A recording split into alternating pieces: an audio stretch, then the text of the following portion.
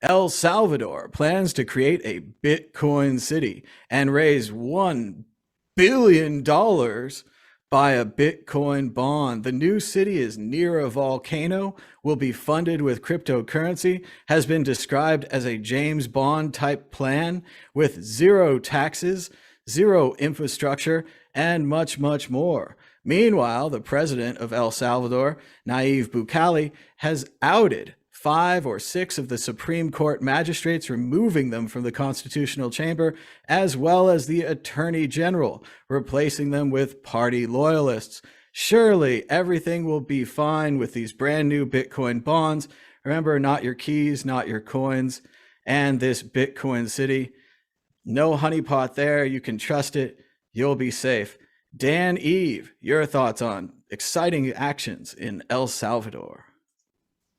Well, I love the idea of obviously, using a volcano and geothermal activity to mine Bitcoin. It's obviously really positive when it comes to like using renewables rather than using dirty coal.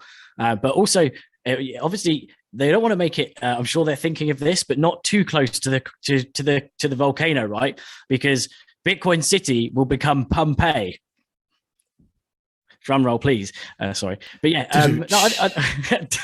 So I think they've teamed up with Blockstream as well, right, to help fund that, to raise the $1 billion, and they're going to do bonds with some tidy payouts. So I think it sounds quite positive.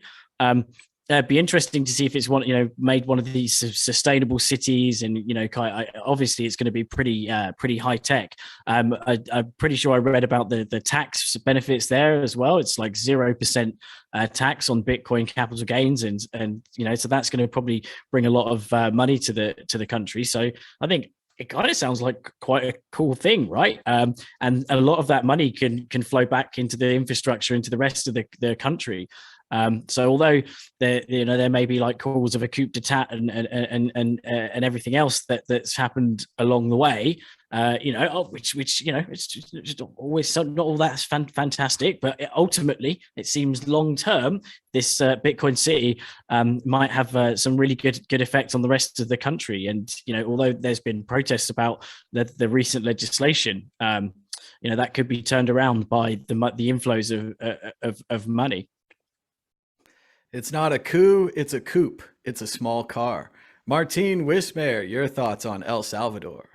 Well, on Bitcoin City, building a city next to a volcano, what could possibly go wrong? I mean, we have a volcano currently erupting, or has been erupting for the past, 5 months or so. In La Palma, gives some really nice pictures, and it's perfect for Bitcoin mining. I totally agree. But I wouldn't want to live next to a volcano. No fucking way. Oh, sorry, can I say this on YouTube? No way. No way. I'm not living there.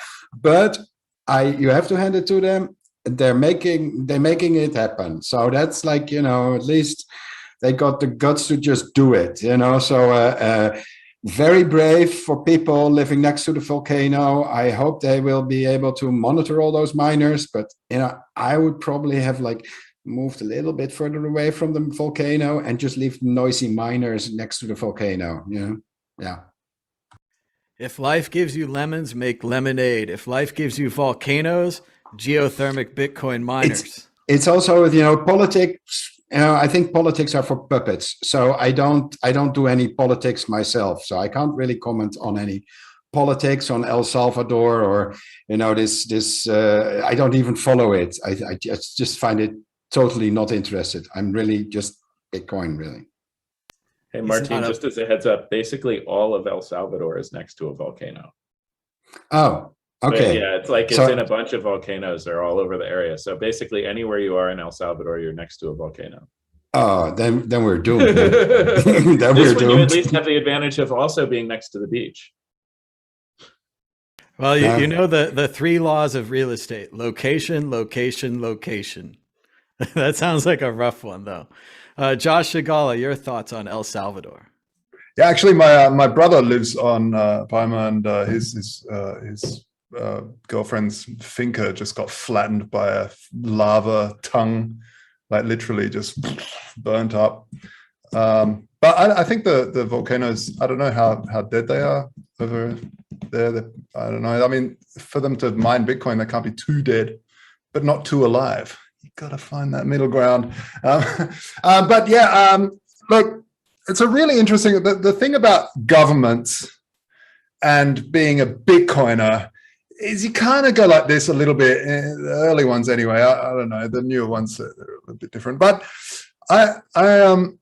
the thing about governments is if you have a government which reserve currencies in Bitcoin, it makes it very scary because who controls those keys? And can they have, then they can't really have a coup, especially if it's like a very strong sort of mafia style government. Not saying that that's what's happening in El Salvador. I'm just saying generally, if it's then they can't then be, taken down because they'll just take the private keys with. What I would like to see is some sort of, like if every citizen had a key to a multi-sig or something crazy like that, and 51% had to sign it to move the funds. Something like that would be interesting because 2.5 million plus one of 5 million. Yeah, well, we've got Schnorr the world's most expensive transaction. Well, we've got we've got Taproot now. So. That's awesome. I love that. But I don't know. I mean, maybe it doesn't have to be on chain. I don't know, but it would be really good because this is the biggest issue: is how do governments keep that safe? Governments. I also don't understand how they do it with nuclear codes. So there must be a way, but it's pretty scary with more sort of centralized power structures and a whole lot of funds that are bearer-based assets. It's wacky, but yeah, volcanoes. I think I'd love, for me, the ultimate power source is, I don't even think there's a problem with power. Like, I mean, literally the core of the earth is like tiny compared to the ball of lava we're sitting on. You just need to drill. Aussies are good at drilling. You know what I mean? They love to drill holes, and surely you can just dig a little bit deeper and pour some water down that thing. Then you get some steam back up. I don't see the big deal. Let's do it. Let's mine some Bitcoin with geothermal. The great thing about this El Salvador situation is if it is a honeypot and an exit scam, then we're finally going to get an answer to that age-old question, how many Bitcoins will fit in a suitcase? It's going to be a lot, I think. And of course, remember what Ralph Nader said about government? The lesson of government is if you're not turned on to government, government will turn on you.